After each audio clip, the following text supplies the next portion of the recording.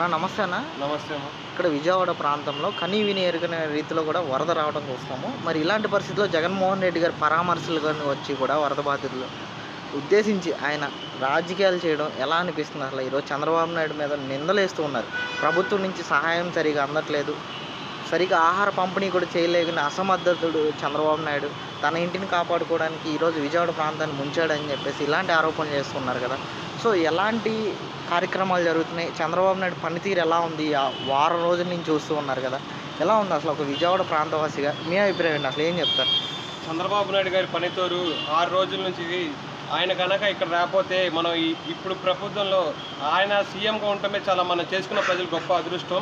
ఆయన మన కోసం వచ్చి రోజు ప్రాంతాలకు ఆహారం దొరకట్లేదన్న జగన్మోహన్ రెడ్డి విమర్శలకు నేను ఏం చెప్తున్నానంటే, జగన్మోహన్ రెడ్డి కేవలం ప్రజల దగ్గరికి వచ్చి ఆహారం కూడా తీసుకొచ్చి వాళ్ళకి పంచలేని స్థితిలో ఉన్న జగన్మోహన్ రెడ్డి ఈరోజు వాళ్ళ దగ్గరికి వచ్చి ప్రజలు సెల్ఫీలు తీసుకొని ఫోటోల కోసం కేవలం వచ్చింది జగన్మోహన్ రెడ్డి, చంద్రబాబు కాదు.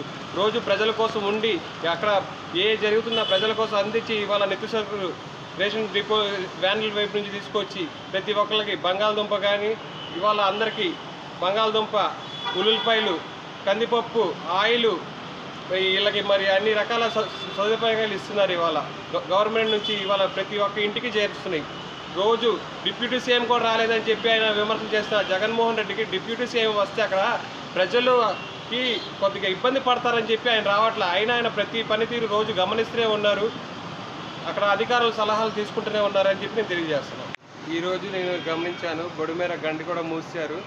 ఆల్రెడీ ఇక్కడ ప్రకాశం బ్యారేజీ దగ్గర కూడా అక్కడ గేట్ల దగ్గర కూడా పనులు రిపేర్ చేశారు చంద్రబాబు గారు.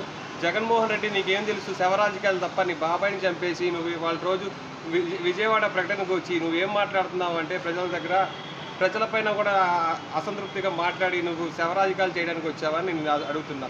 ఈరోజు బొడిమేర ఒక కాలువని పట్టుకొని నువ్వు గేట్లోనే అంటావు, దానికి సిగ్నల్ వేయాలంటావు. అసలు నీకు 5 ఏళ్ళు అధికారం చేసి మతిపోయిందేమో అనిపిస్తుంది నాకు ప్రతిపక్షంలో ఉండగానే.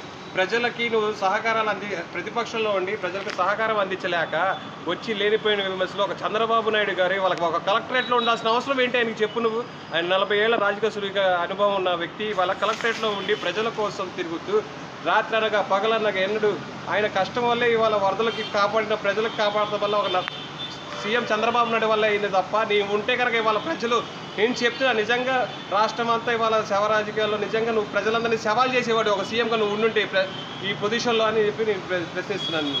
గారు ఇవాళ మునిగిపోయిన కాయలు ఆకుకూరలు 2 రూపాయలని కేజీ ఇలా అనేక రకాలుగా ఇస్తున్నారు.